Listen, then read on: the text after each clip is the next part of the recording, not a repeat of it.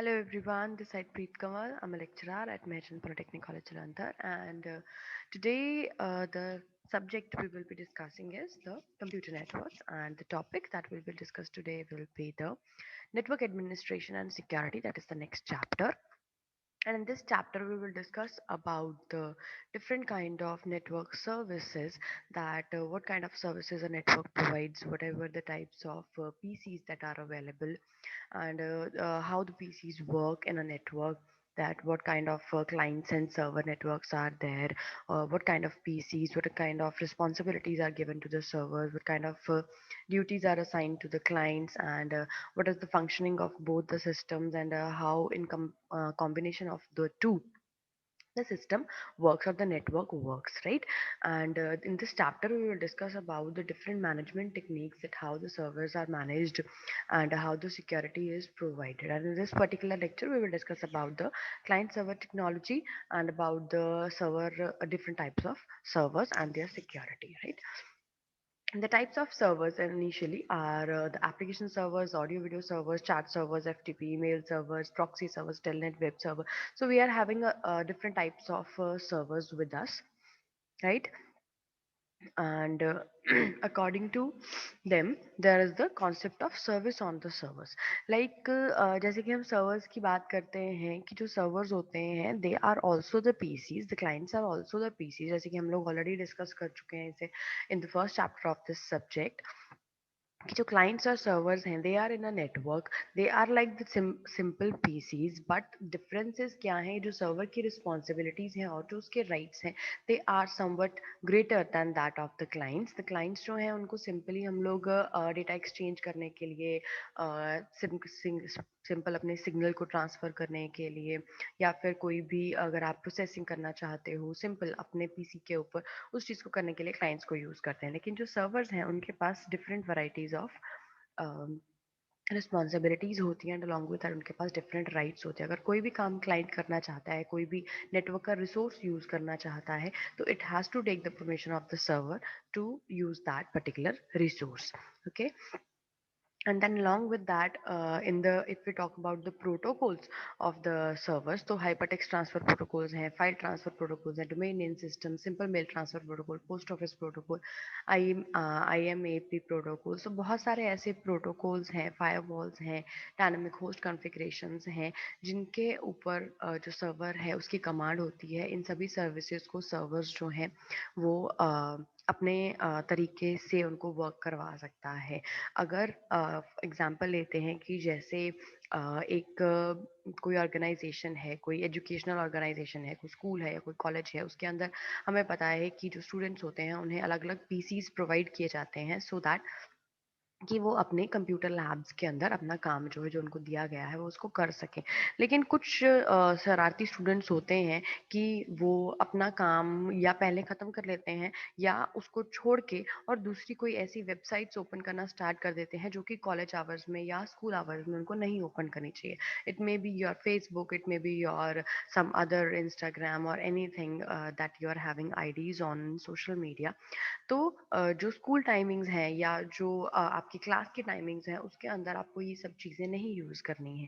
तो that is why जो school administration है या कॉलेज एडमिनिस्ट्रेशन है समटाइम्स वो क्या करते हैं कि अपने सर्वर्स पे ये सारी जो साइट्स हैं उनको बैन कर देते हैं या उनको उनमें स्टॉप लगा देते हैं कि कुछ एक पर्टिकुलर पीसीज या जो उनके टीचर्स के या कोई पर्टिकुलर प्रिंसिपल के या इस तरह के जो पीसीज होते हैं उन पे ये सर्विसेज अलाउड हैं। लेकिन अदर देन दैट जो भी क्लाइंट पीसीज हैं उनके ऊपर अगर वो ये इसको ओपन ओपन करने की कोशिश करेंगे तो ये वाली जो साइट्स हैं वो ओपन नहीं होंगी, तो कुछ पर्टिकुलर साइट्स के थ्रू वो उन्हें बैन कर देते हैं। और दिस इज द सर्वर की ये क्वालिटी है, और ये सर्वर के अंदर इस सर्वर के पास ये चीज़ का राइट है कि वो कौन सी रिक्वेस्ट को एक्सेप्ट करना चाहता है और कौन सी रिक्वेस्ट को नहीं एक्सेप्ट करना चाहता। तो इस तरह से different different services in the form of different protocols जो सर्वर्स जो है वो हमें प्रोवाइड करते हैं, राइट। तो अगर हम क्लाइंट सर्वर आर्किटेक्चर की बात करें तो network architecture in which each computer or process on the network is either a client or a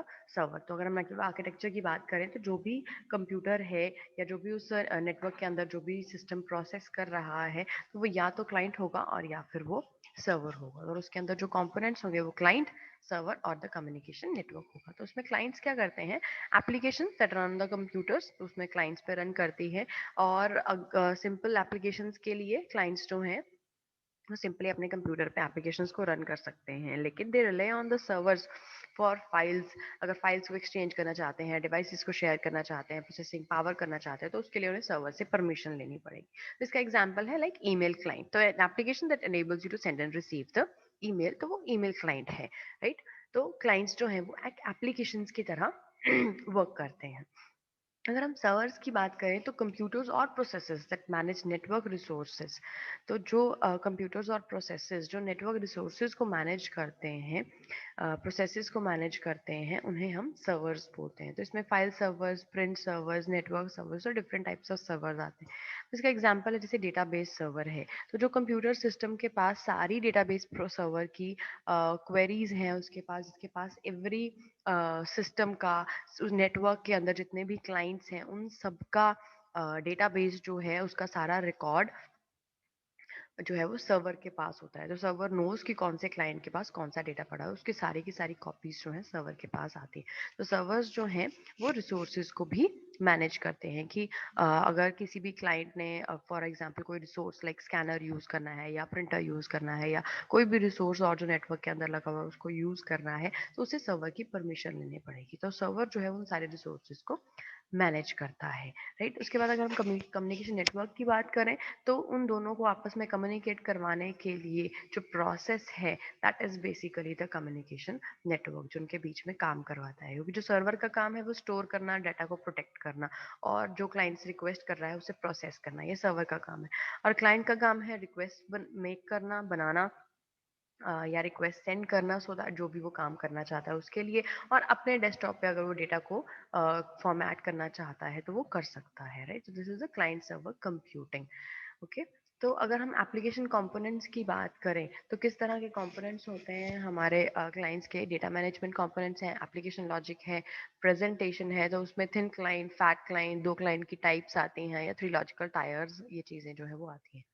middleware की अगर हम बात करते हैं तो जो सॉफ्टवेयर कनेक्ट करता है टू अदरवाइज सेपरेट एप्लीकेशंस, तो अलग अलग एप्लीकेशंस को जो सॉफ्टवेयर कंबाइन करता है, कनेक्ट करता है आपस में, उसे बोलते हैं मिडलवेयर। ये बेसिकली एक प्रोडक्ट लिंकिंग टेक्नोलॉजी है, एक प्रोडक्ट लिंकिंग का काम करता है, एक डेटाबेस सिस्टम को वेब सर्वर के साथ कनेक्ट करने का काम करता है। तो इसका मतलब क्या है कि जो क्लाइंट है वो रिक्वेस्ट करता है डेटा वाया वेब, ठीक है, उसको रिक्वेस्ट करता है।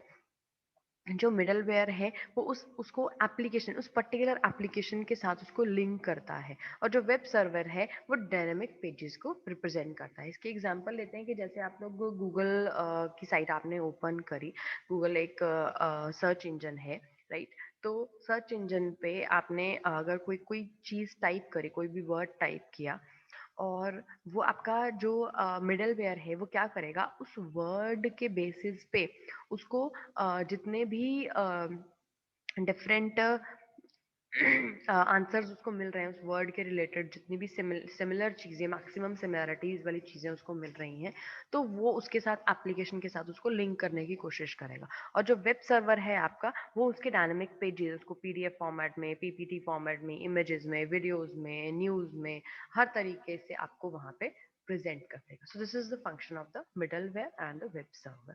तो अगर हम ऑपरेटिंग सिस्टम्स की बात करें तो डिफरेंट डिफरेंट ऑपरेटिंग सिस्टम्स हैं हमारे पास। विंडोज सर्वर्स हैं, विंडोज 2008 2012 है, एंड आफ्टर दैट जो जितने भी विंडोज सर्वर्स जो हैं वो हमारे पास आए हैं। देन यूनिक्स सर्वर्स हैं, अलग अलग लिनक्स सर्वर्स हैं, रेड हैट है, यूबंटू है, डेबियन है, सेंटोस है, ये बहुत सारे सर्वर्स हैं जो हम लोग यूज कर सकते हैं। जो विंडोज़ है वो क्लोज सिस्टम सर्वर है, क्लोज सिस्टम ऑपरेटिंग सिस्टम है, और जो लिनक्स है वो ओपन सिस्टम है, ओपन सोर्स है, राइट। तो ऑपरेटिंग सिस्टम की कंसिडरेशंस क्या होती हैं, एडमिनिस्ट्रेशन एंड मेंटेनेंस, दो चीज़ें होती हैं ऑपरेटिंग सिस्टम के अंदर, एक एडमिनिस्ट्रेशन है और दूसरी मेंटेनेंस है। तो उसके अंदर क्या चीज़ें हैं हमारे पास, सिक्योरिटी है। तो सिक्योरिटी का क्या मतलब है कि जो भी शेयर्ड रिसोर्सेज हैं they should be protected, they should be under its control, operating system के कंट्रोल में होने चाहिए। तो सिक्योरिटी के अंदर ऑथेंटिकेशन है यूजर की, to assess the services, to prevent an unauthorized access to the network resources, कि कोई भी कहीं से भी आके अपने आपके रिसोर्सेज को आपके नेटवर्क के अंदर यूज नहीं कर सकता है, तो हैकिंग वगैरह की जो प्रॉब्लम है वो नहीं आनी चाहिए। दैट इज द सिक्योरिटी के जो रिसोर्सेज हैं वो ऑथेंटिकेटेड यूजर्स जो है सिर्फ वही यूज कर सके। तो दैट इज वाई सारी की सारी जो राइट्स होते हैं वो सर्वर्स के पास होते हैं, सो दैट कि जो क्लाइंट आपका सेंड रिक्वेस्ट सेंड कर रहा है, सर्वर अगर उस रिक्वेस्ट को एक्सेप्ट करता है तो वो रिसोर्सेज को यूज कर सकता है, अदरवाइज नहीं कर सकता। तो जो सिक्योरिटी है, it also performs encryption encryption to protect the information as it travels between the clients and the servers. तो एक इनक्रिप्शन टेक्निक्स भी हम लोग यूज करते हैं, जो कि यूज कर सकते हैं in between the clients and the servers, जब वहां से डेटा ट्रांसफर होना है, ताकि इन्फॉर्मेशन जो है उसको भी कोई हैक ना कर सके, आपकी इंपॉर्टेंट इन्फॉर्मेशन को। Then scalability is the ability of the operating system to grow without degradation in the performance. Scalability means कि उसको जितने मर्जी टाइम तक उसको वर्क करवाएं, उसकी परफॉर्मेंस जो है वो डिग्रेड नहीं होनी चाहिए। तो जो ऑपरेटिंग सिस्टम है वो इतना कैपेबल होना चाहिए कि it should give a sustaining performance as the new users join the network और new servers are added to support them. ठीक है, कि अगर एक नेटवर्क के अंदर आप कुछ क्लाइंट्स और ऐड कर देते हो या कुछ सर्वर्स और ऐड कर देते हो उनको सपोर्ट करने के लिए, तो ऑपरेटिंग सिस्टम जो है आपके नेटवर्क का, मेन सर्वर का, उसमें इतनी कैपेबिलिटी होनी चाहिए कि वो आपकी परफॉर्मेंस जो है उसे सस्टेन करके रख सके, उसमें कोई डिग्रेडेशन ना आए। Next one is the robustness and fault tolerance. तो रॉबस्टनेस का मतलब होता है हार्डनेस, स्ट्रेंथ कितनी है उसके अंदर की, ability to deliver the services consistently under heavy load. अगर बहुत ज्यादा वर्क भी है उस नेटवर्क के अंदर चल रहा है, तब भी कंसिस्टेंटली अपनी सर्विसेज जो है उन्हें यूज करना और डिलीवर करते रहना डेटा को, and to sustain its services if components और प्रोसेसेस फेल। अगर कंपोनेंट्स या प्रोसेस कोई फेल भी हो जाते हैं तब भी उसकी सर्विसेज को, कंपोनेंट्स को सस्टेन करके रखना, using redundant disk devices and balancing the workload across multiple servers can improve the operating system robustness, उसको इम्प्रूव कर सकते हैं।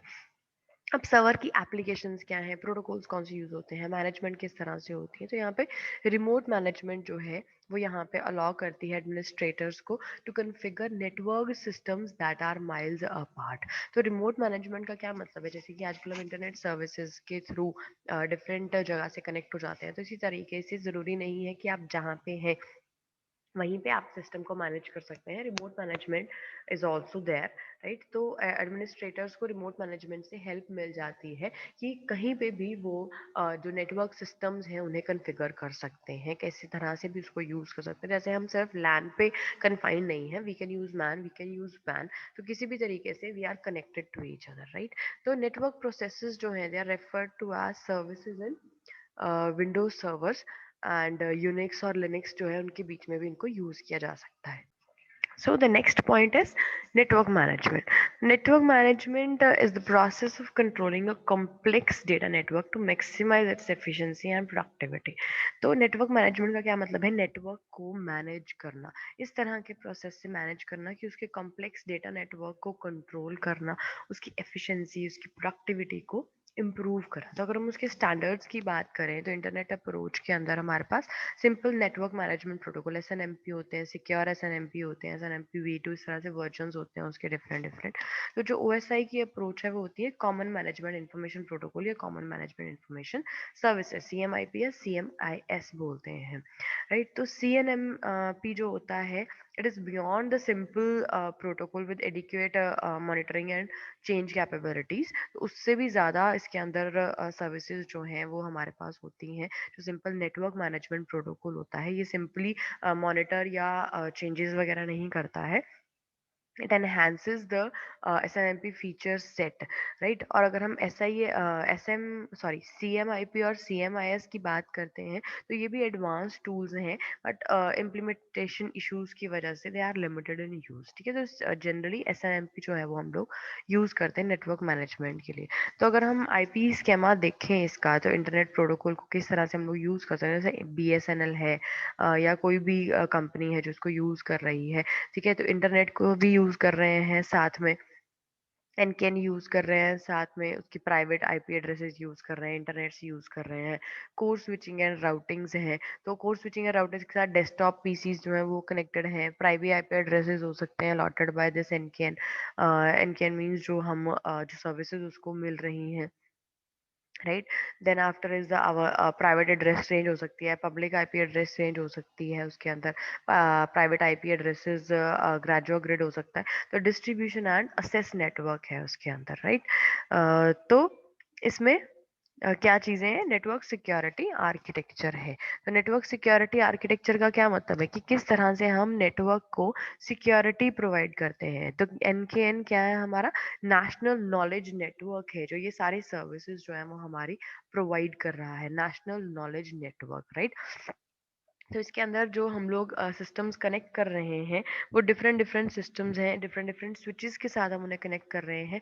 लेवल 2 के स्विचेस के साथ, लेवल 3 के स्विचेस के साथ, मतलब नेटवर्क लेयर स्विचेस के साथ या डेटा लिंक लेयर स्विचेस के साथ हम लोग कनेक्ट कर रहे हैं उन्हें, ठीक है। NKN is your national knowledge network, और इंटरनेट है यहाँ पे, राइट। तो अब इंटरनेट के अंदर क्या चीज़ें हैं, बीएसएनएल है, एनकेएन इंटरनेट है, ठीक है। तो उसके अंदर डिफरेंट डिफरेंट राउटर्स जो हैं वो यूज़ किए जा रहे हैं, अलग-अलग तरीके की स्विचेस जो हैं वो उसमें यूज़ किए जाते हैं। और डिफरेंट अगर हम सिस्टम्स को कनेक्ट करना चाहते हैं तो वो उन डिफरेंट सिस्टम्स को कनेक्ट किया जा सकता है। मेल एक्सचेंज वेब सर्वर्स हैं, और प्रॉक्सी सर्वर्स उनके अंदर है, telnet computational video conferencing system. तो अलग-अलग तरीके से किसी भी सिस्टम को हम इंटरनेट के साथ कनेक्ट कर सकते हैं, लेकिन उसके अंदर हम लोग सिक्योरिटी सिस्टम्स जो हैं उनको अटैच कर देते हैं साथ में। तो जिसकी वजह से आपका जो नेटवर्क है वो from the hackers, from the different persons जिसको उसको नहीं देखना चाहिए, उससे प्रोटेक्ट करके रखता है, ठीक है। तो एक ओवरव्यू की बात करें, this is a national knowledge जो नेटवर्क है हमारा, this is the national knowledge network NKN, ठीक है। तो इसको 10 gigabit ethernet campus backbone network के साथ इसे कनेक्ट कर दिया। फॉर एग्जांपल उसको hostel area network, academic area network, residential area network, ये वाईफाई नेटवर्क के साथ उसको कनेक्ट कर दिया। और ये सर्विसेज कहाँ से ले रहा है, फॉर एग्जांपल रिलायंस से ले रहा है या बीएसएनएल से ले रहा है। कोई भी इंटरनेट सर्विसेज जो इसके अंदर यूज हो रही है, एक्सटेंशन सेंटर है उसके अंदर, कलकत्ता एक्सटेंशन सेंटर है, बीबीएसआर एक्सटेंशन सेंटर है। तो वो नॉलेज सेंटर्स, जो नॉलेज नेटवर्क्स है, उसको कनेक्ट कर रहा है, वो सिक्योरिटी प्रोवाइड कर रहा है। एक ईथरनेट सर्विसेज जो है वो प्रोवाइड करी जा रही हैं वाईफाई नेटवर्क प्रोवाइड करने के लिए। आपके कैंपस के अंदर जितने भी सिस्टम्स हैं उनको डिफरेंट डिफरेंट नेटवर्क जो हैं उन सबको अलग अलग से नेटवर्क सर्विसेज, जो इंटरनेट सर्विसेज हैं, वो प्रोवाइड की जा रही हैं, राइट। तो this is the network overview कि किस तरह से हम नेटवर्क को सिक्योरिटी प्रोवाइड करते हैं, और किस तरह से बाहर से अगर देखने में आप देखो तो इस तरह से वो नेटवर्क जो है वो नजर आता है। और सिक्योरिटी के लिए इंटरनली इस तरह से आपके सिस्टम्स को कंबाइन किया जाता है, कनेक्ट किया जाता है, सो दैट कि नेटवर्क जो एडमिनिस्ट्रेशन जो उस चीज़ को कनेक्ट कर रहा है, जो मैनेज कर रहा है, उसके साथ साथ जो सर्वर मैनेजमेंट है वो तो चल ही रही है, उसके साथ में सिक्योरिटी सिस्टम जो है उनका भी ध्यान रखा जा रहा है, ताकि कोई भी डेटा सिग्नल जो है वो किसी भी तरीके से लॉस ना हो सके, right. So this was all about the server management, the network administration and security. I wish it is all clear to you. If still there will be any doubts, I will be taking them in the live sessions. And till then, take care. Bye bye.